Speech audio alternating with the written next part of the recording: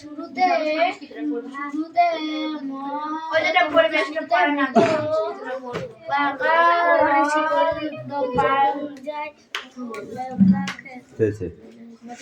এটা এর পড়া হয়ে গেলে পড়া ধরবো আমি এমনি।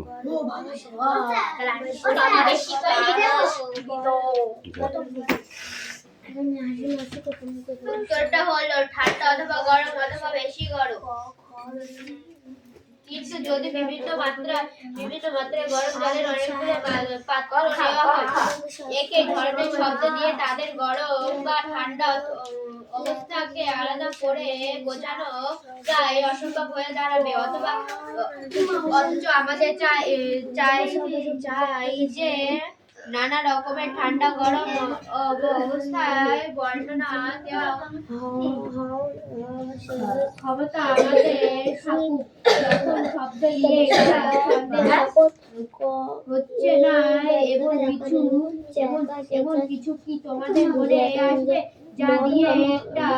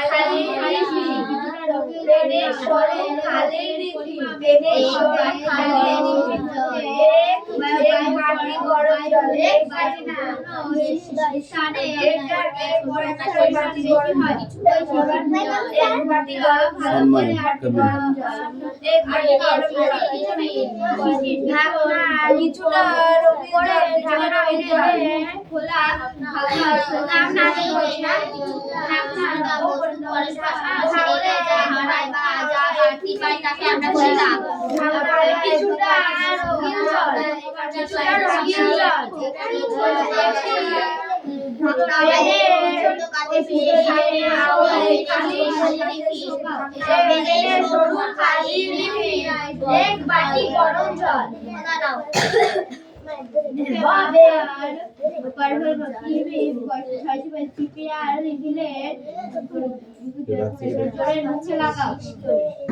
শিশিটাকে কিছুক্ষণ বাটির গরম জলের মধ্যে এমন ভাবে ডুবিয়ে রাখো যাতে শিশির বায়ু বর্ণনার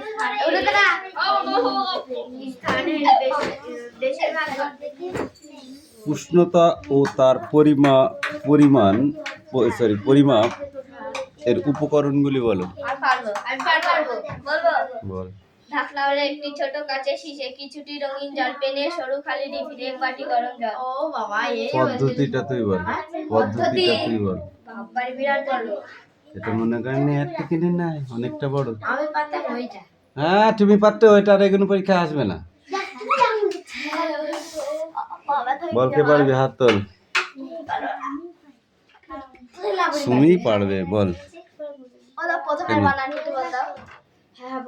খালি শিশিতে কিছুটা রঙিন জল নাও। জলের পরিমাণ এমন হবে যাতে শিশির মধ্যে বায়ুপূর্ণ স্থানের পরিমাণ বেশি হয়।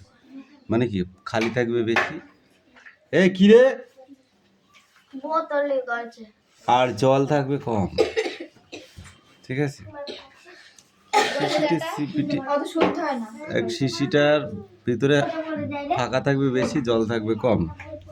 এবার শিশিটার ভিতরে কি করবে, ছিপিটা ডক পেনের দুমুখ খোলা, ফাঁকা সরু রিফিল নলটা ঢোকাবার মতো একটা ফুটো করো।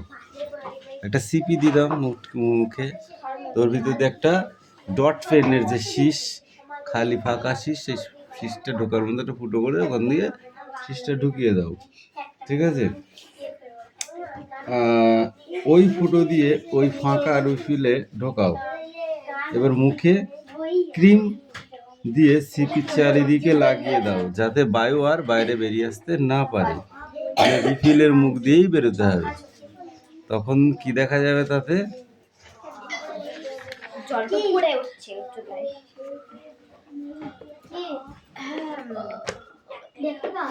বেশিরভাগ জলের তলায় থাকে রিফিলটা যাবে। কি দেখলে রিফিলের নল দিয়ে রঙিন জল কি কিছুটা উপরে উঠে আসে? এটা বায়ু। যখন দেখবি তেলের ঢপের ভিতরে একটা নল ঢুকিয়ে দিয়ে নলের মুখটা এরকম করে চেপে ধরে এরকম করে ঝাঁকি দেয়, তেল পড়ে। কেন? কিসের কারণে? বাতাস পরিপূর্ণতা পাওয়ার জন্য। বাতাস ঠেলে, যখন বাতাস নিরুদ্ধ হয়ে যায় তখন তেলটা যখন চলে আসে তখন বাতাসে তেলটাকে ঠেলে, মানে তেল যখন খালি হবে ওই বাতাস চাপ দেয়, চাপের ফলে তেলটা তখন নল দিয়ে উঠে চলে আসে। মানে বাতাস বলে আমাকে জায়গা দে, আমার জায়গা দে, আমার জায়গা দে, চাপ দেবে, উঠে চলে আসে। আমরা ভাবি এমনিতেই আসছে, আসছে কি না, বাতাসের চাপে আসছে। থার্মোমিটার কয় প্রকার? 2 প্রকার। কি কি?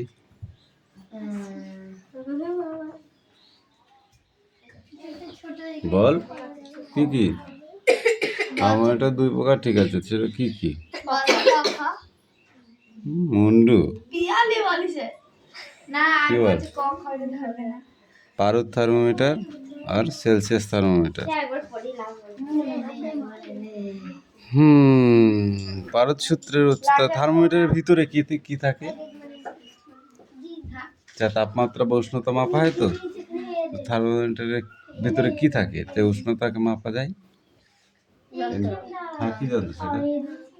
পারদ থাকে। পারদ, পারদ গরমে বাড়ে আর ঠান্ডায় কমে যায়, ঠিক আছে? যখন পারদ ঠান্ডায় যখন কমে যায় তখন নিচে নেমে যায়, তখন সেখানে দাগ দাও। আস্তে আস্তে উষ্ণতা করো, মানে তলায় বার্নার লাগিয়ে দাও, দিয়ে তাপ দাও, তাতে আস্তে আস্তে বাড়বে আর আস্তে আস্তে দাগ কাটো আর একটা একটা করে লেখো, ঠিক আছে? এত এত এত এত লিখতে লিখতে চলে যাবে। ডাক্তারি থার্মোমিটার কাকে বলে? যে থার্মোমিটারের সাহায্যে শরীরের উষ্ণতা মাপা হয় তাকে ডাক্তারি থার্মোমিটার বলে। আর সেলসিয়াস থার্মোমিটার কাকে বলে?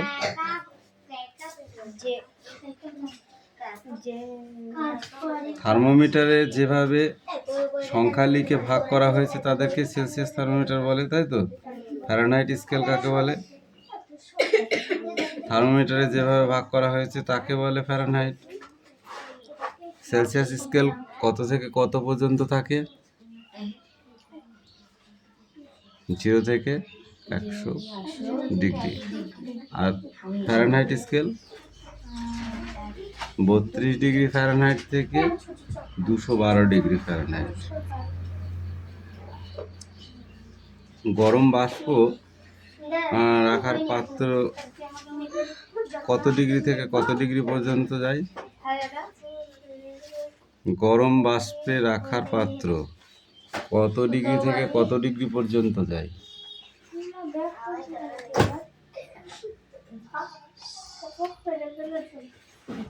অনু, গল্প করতে এসছিস বাড়ি যা।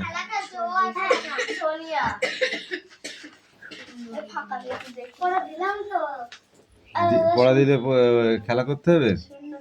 তাপ কাকে বলে? দুটি ভিন্ন উষ্ণতায় বস্তু পরস্পর সংঘর্ষে এলে যা হারায় বা যা বাড়তি পায় তাকে আমরা বলি তাপ।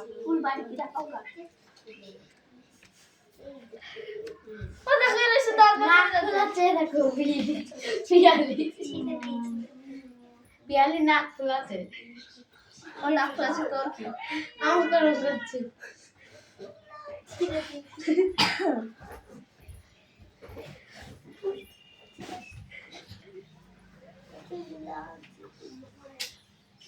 পিয়ালি বাইরে চলে গেল। এই উষ্ণতা কিভাবে বৃদ্ধি পায় বল? হাত পাত। আমি কিছু করি না। আমি তোকে কিছু বলতে পারিনি, প্রশ্নের উত্তর বলতে পারলে মার খাবি না, না পারলে খাবি। উষ্ণতা কাকে বলে? উষ্ণতা কাকে বলে? যে গরম জিনিস বা ঠান্ডা জিনিস তাকে বলে উষ্ণতা। মুন্ডু।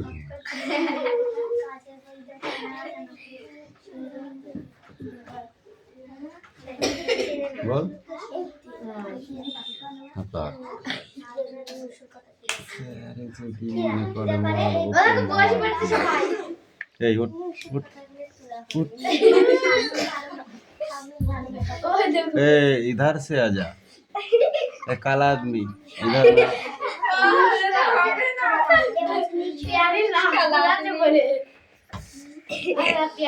ना। उष्णता काके बोले? उष्णता काদের বলে, কাকে বলে?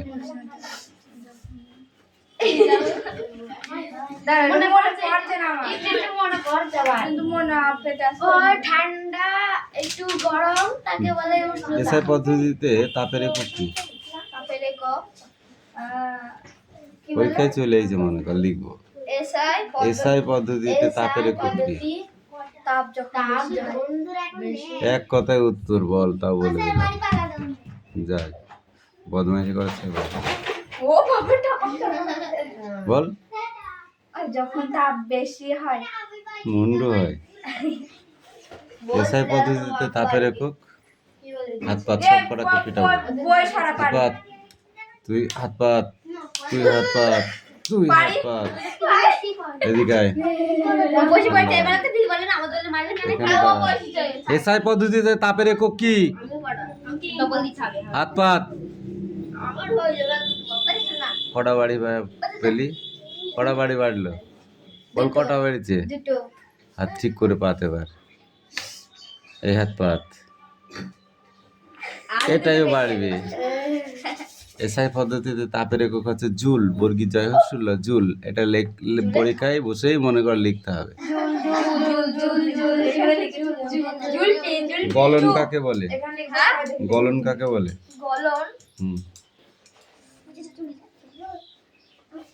লিন তাপ কত ডিগ্রিতে হচ্ছে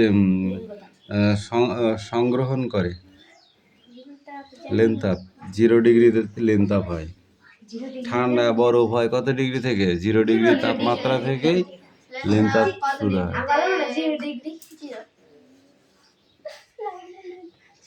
বরফের উষ্ণতা কত বল? বরফের উষ্ণতা কত? আর গ্লাসের উষ্ণতা কত? 25 ডিগ্রি সি। এক থাপ্পড় মারবা। কফি তোমার 0 ডিগ্রি না? আন্দাজে পড়লে আরামে হয়।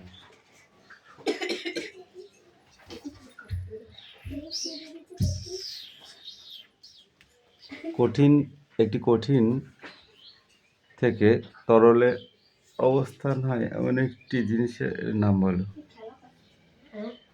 কঠিন থেকে তরলে পরিণত হয়। কঠিন জিনিসটা তুমি রেখে দেবে, সেটা তরল হয়ে যাবে।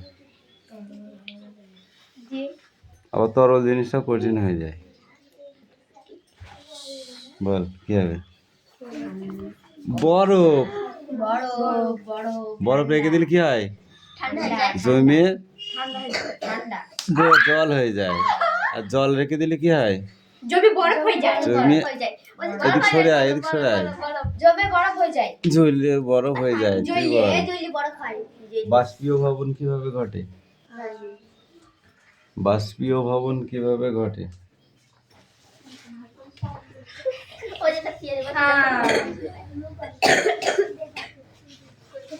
একটি মাটির কলসিতে জল ভরে রাখলে কিছুক্ষণ পর থেকে দেখা যাবে কলসির গা দিয়ে বিন্দু বিন্দু জল বেরিয়ে এসেছে। ফোঁটা ফোঁটা বা বিন্দু বিন্দু জল বাইরে বেরিয়ে এসেছে। ঠিক আছে। স্পিড বা ইথানা উদ্বায়ু পদার্থ, এই ধরনের পদার্থ খুব তাড়াতাড়ি বাষ্পীয় ভবন হতে থাকে। হাত পাত, হাত পাত, হাত পাত, হাত পাত, হাত পাত। থালাটা জোরে মারবো?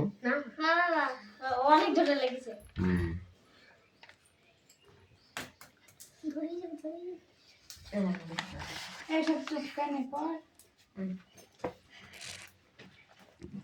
স্বচ্ছ বস্তু কাকে বলে? স্বচ্ছ বস্তু